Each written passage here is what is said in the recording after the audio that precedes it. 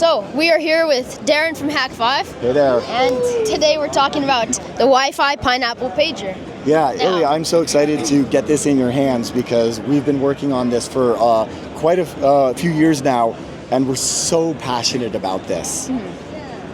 Yeah, so if you don't know, this is the Wi-Fi pineapple pager. It's Hak5's newest product in their line, and this is dropping this year if you go pre-order it on their website. So we have a few questions here for Darren about the Wi-Fi pineapple, how we thought of it, all this stuff. So our first question was, how long was this in development from concept to prototype? Because you said a few years, but... Yeah, so let's see. The initial inspiration happened in, I would say, September of 1995, and that's when the movie Hackers came out, and two things became true. One, I needed rollerblades, and two, I needed a neon pager. And honestly, that led to a lifelong passion of phone phreaking and later hacking. And then a few years ago, we had the idea that we really needed to find some way to make the Wi-Fi pineapple more tangible. It's something that we started in 2007 by making it like with a web interface so that you could launch Wi-Fi attacks without having to, drop to the shell. And I can't remember the exact date, but I know that production really ramped up a little over 2 years ago for the pager in particular. That's when it became very obvious that this was the form factor. And this is something that we've been noodling around with for the longest time within Hak5. For at least the last 10 years, we've had this concept that is what we called codename Hollywood. The idea was like, okay, look, Hollywood always depicts these hacking gadgets that don't exist. So like, why don't we make that? And it's so weird because life imitates art. And I feel like in this case, we've done that, but it feels right. And you know what? It'll come full circle and happen again. Okay, so, that was one of my questions too. Why did you make it the pineapple specifically? Like, why not a new product or something like that? That's a great question. And I actually noodled on this for the longest time because branding is something that I am passionate about, and I feel like hacking should be fun. So I've always been keen to give them silly names, USB rubber ducky, or the Wi-Fi pineapple, or the key croc, or Bash bunny. The bash bunny, or my favorite is the screen crab, which gets screen grabs. Seriously, I do this for the dad jokes. And it occurred to us that the Wi-Fi pineapple pager, or whatever it would be, the pager that we're going to build, was going to be so much more than just a Wi-Fi pineapple. But it is our strongest brand. It's where we're beginning with it because we have all of these amazing Wi-Fi attacks that we can do on the Mark 7 and the Enterprise. And with this, it's a totally new generation. We've got more formidable chips in here that can do those attacks on more of the spectrum, 2.45 and 6 gigahertz, and then throw in Bluetooth. So we're like, it's kind of a multi-tool, but I don't want to just focus on it's a multi-tool. You can do anything. So I'm like, let's start with the core competency that we know, with the brand that people recognize, but then let's let them let it grow. And so I just feel like rather than start a new brand from scratch, let's go with the pineapple. So I've seen some of your accessories around here. So this will be open source. The community will be able to make their own accessories? Yeah, so get this. Early on, we're like, okay, we definitely want you to be able to take the hardware to new levels in the same way that we're doing that with the software with the payloads. But it's like, okay, well, there's only so much that we can put in here. Because it's so small. Exactly. And it makes it easier to take around instead of a big thing with antennas everywhere. Exactly. And the first thing that I wanted to do was to go war driving, or in this case with the pager, war walking. This is a great use case for getting my steps in. Now I can walk around the town and pick up access points, but with this module right here, this is a mod that Glitch started working on that adds GPS. And that means that... Oh, you can... Okay, I see. So this will pick up the access points, this gets the GPS location, and we're actually working directly with the folks over at Wiggle who love this project as well. And if you're not familiar with Wiggle, it is like the database. It is the place to go to for all of your war driving stuff. They've got a map of the whole world and all of those access points. So you can collect them with this, submit to there, maybe even get on the leaderboard. And that was kind of an example of hey, we're going to start with this being a really, really good pineapple, but let's not stop Only it make there. it there. Let's exactly. Expand it, yeah. And you know what? We really spent a lot of time thinking okay, Is this going to be GPIO, SPI, I2C? How are we going to do add-ons? And I wanted something universal, and I realized that there is this universal serial bus, USB. This is a Linux box. There are K-mods for so many different, adapters out there. This one right here adds Ethernet, right? So now, if I want to do some network testing, I want to run an Nmap scan or things of that nature, I can just plug this in, and it's like, oh, cool, ETH1. And then if you're not interested in it, you just don't add it, yeah. There you go. The nice thing about using USB and using Linux is it's what we're all using on our desktops anyway. So prototyping becomes so much easier, and it doesn't have to be as finicky. It doesn't require as much custom like firmware, for example, when you can just use off-the-shelf tools, which makes it quicker to develop and easier for everybody. Okay, so only a few more questions to go. Oh no, please, you ask great questions, by the way, Elia. So were there any features in like the prototypes that were Yeah. so cool that didn't end up making it into the pager? Ooh, no. If anything, this is kind of one of those where we just kept on adding and adding and adding, because we're like, ooh, what if we added a buzzer? So it would like vibrate when something interesting happens in the airspace. I want to get alerts when a DOF attack is going off. And then we were like, okay, well, if we're going to do that, let's add a piezo speaker so we can do like ringtones. And we actually implemented this is before your time, but Nokia has a language for ringtones back when they weren't 16-bit sound, so it can go like or whatever you want, and then so if anything it was the opposite. I will say though, we did end up in a situation kind of like midway through development, we're getting really jazzed, and this is kind of like always the case. There's that initial excitement, and then you overcome some stuff, and then you start making your way to the top, and then there's always this show-stopping bug. And we had one of those moments where, the secondary radio that we chose for this is very new. It's a MediaTek 7921, and that is a chip that does 2.45 and 6 gigahertz on Bluetooth. So we were getting a lot out of that chip. And it's Wi-Fi 6E, so it's like current generation. In fact, Wi-Fi 7 was only ratified 4 days ago. Usually, in the hacking world, we're a generation or two behind because it takes a while for a manufacturer to come up with a chip that we can use with the right drivers that allows us to do monitor mode and injection. And so we're using this chip, and we've got this driver from MediaTek, and it is kernel panicking. We start going to different frequencies and trying to inject or monitor, and it just falls over. And we talked to the field engineers at MediaTek, and they're like, oh yeah, it does that. Like, thanks for telling us. Yeah, no joke, right? I mean, I guess it's not a problem on Windows, so who cares? But like us Linux people, we deserve good drivers too. So we had to rewrite a lot of it. And it was one of those moments where it seriously almost felt like I was pulling the handbrake on the whole project, because I'm like, oh my God, this stuff takes a long time to get manufactured, and I wanted to have this in hand for DEF CON, to celebrate our 20-year anniversary. And I really felt like a pit in my stomach, because I was like, are we going to have to go with a lesser chip? Are we going to have to go with Wi-Fi 5? Because we have a known quantity working chip for the 5 gigahertz dual band that we use on the Mark 7.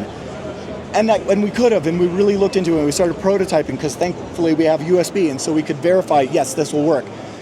And Dragorn, bless his heart, this man is an absolute genius.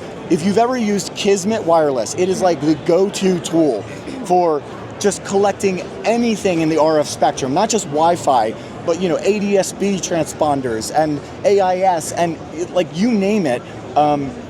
He is actually on our team at Hak5 and writes the firmware for the Wi-Fi Pineapple, and he's got so much institutional knowledge. He was able to get into the driver code base and actually fix it so it wasn't going to kernel panic, it wasn't going to crash, and it actually performed really well, to the point where we can sit on a channel, because channels have different widths in Wi-Fi, we can sit on a really wide channel, and within it we can see all of the smaller channels. Yeah, so that actually got us way more bandwidth too. So it actually ended up becoming a kind of a blessing, but it was a scary moment when, we've got so much invested in this. And you're like, will it work? I'm betting the farm here, and I'm not quite betting the farm, but I'm all in on this. And so yeah, we did have that moment where we thought for a moment, we were going to not be able to ship something, but we did.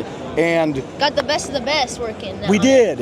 And, we were even able to optimize so much in the driver code base to the point where we rewrote, we used to use SQLite as our database. We're going to use that. We've completely rewritten it. Does it all in RAM.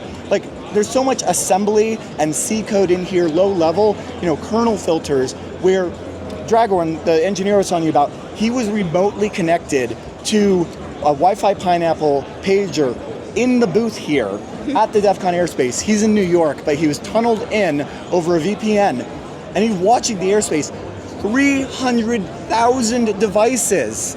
300,000 Wi-Fi devices, and you know what? This thing was only running 5% CPU. So crazy. We were like, I'm not gonna lie, we were like, is it gonna hold up to DEF CON airspace? This is the most wild airspace in the world.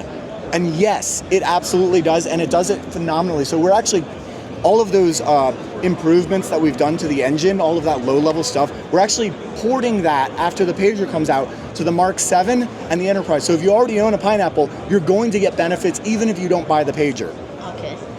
So, one of the most frequent questions, I've seen a bunch of videos, and everyone's asking, how do you justify the price?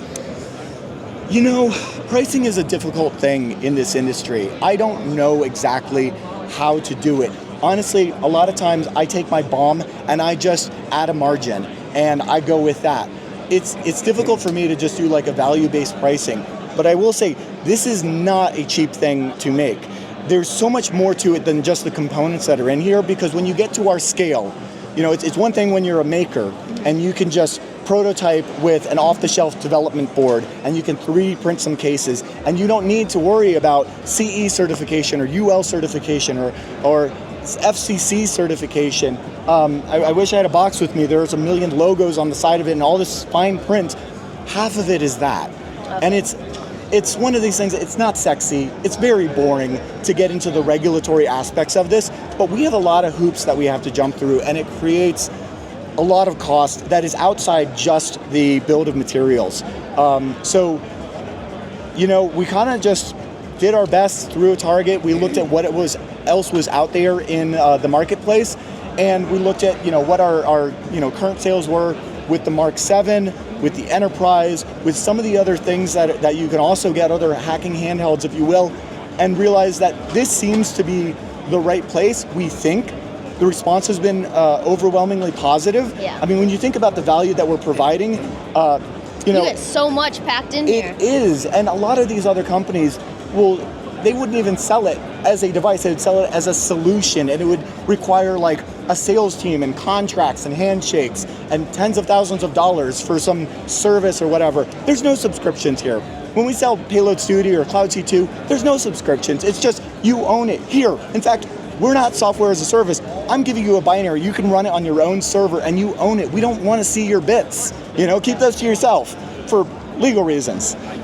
Okay, so we got 2 more questions here. Yeah. What is next for Hak5? Are you already working on the next device? Yes, I have to. Yeah. I have to be dreaming up these things constantly. We have 6 more products in development across the various different areas that we do these things for. So, your Ethernet stuff, your hot plug stuff, your Wi-Fi stuff. And I love that I'm in a position where we have an amazing team, we have a supportive community, and we can continue dreaming up and building these amazing devices that people are loving.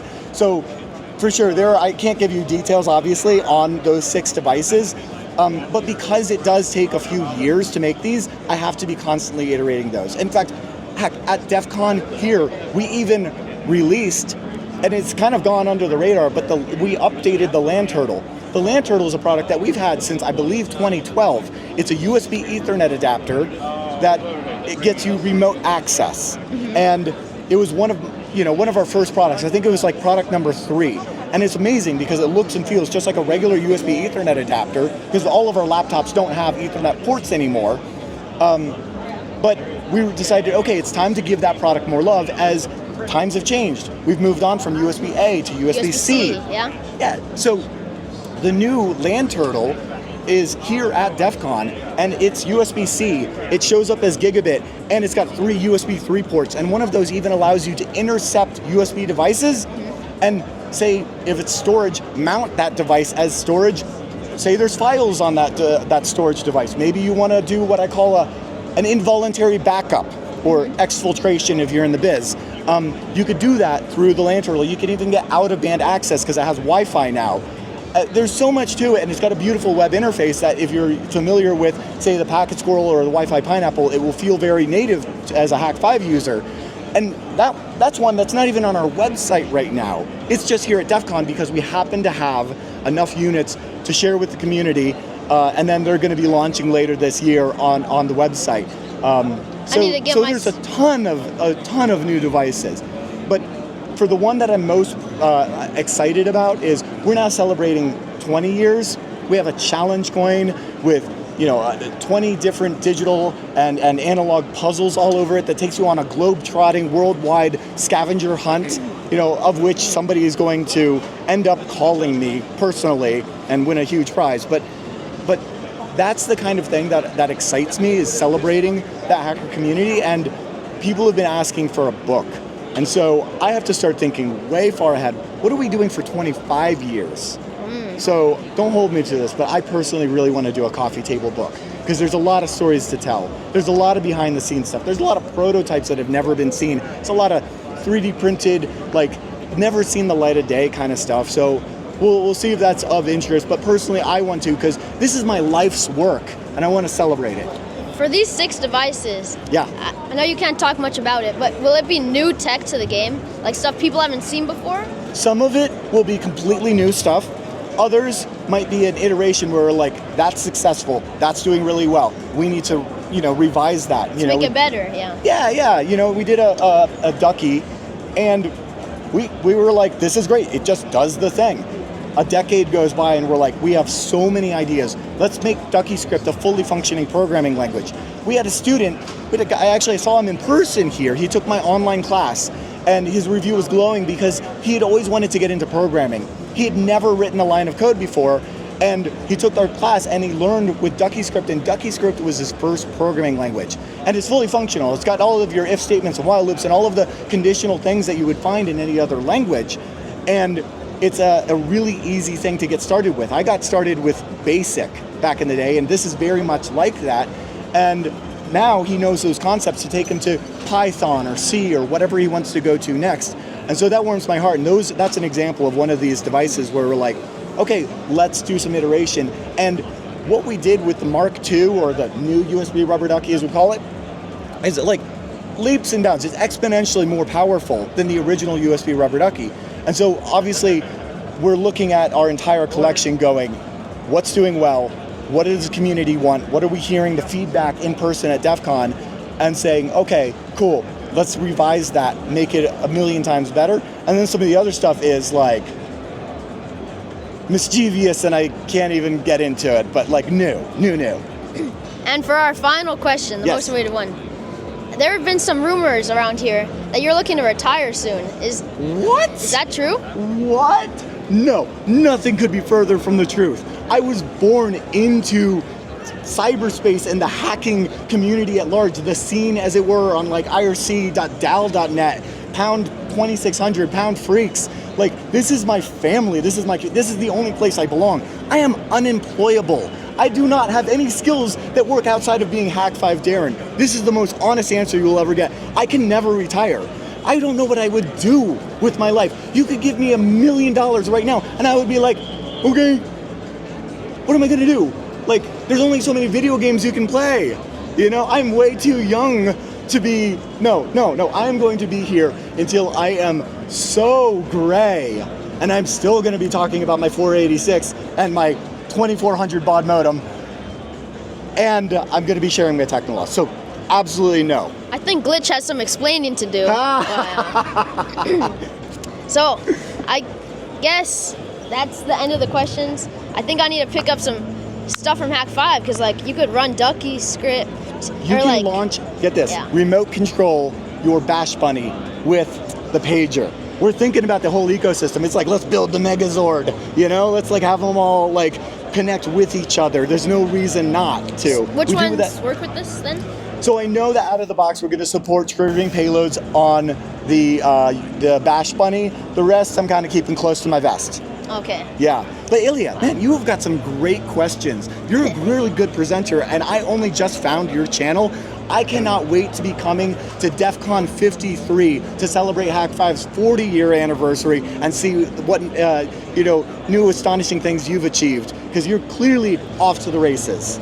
I'm sure I'll make the Hak5 team soon enough, Hey. but yeah. Okay, well, awesome. Thank you for the interview. Absolutely. And Cool. yeah, that's the end of DEF CON 33 really, and Hak5's packing up. Make sure to go check out their website, subscribe to Adventures of Ilya, drop a like, and I'll see you guys next time. Trust Bye. your Technolust.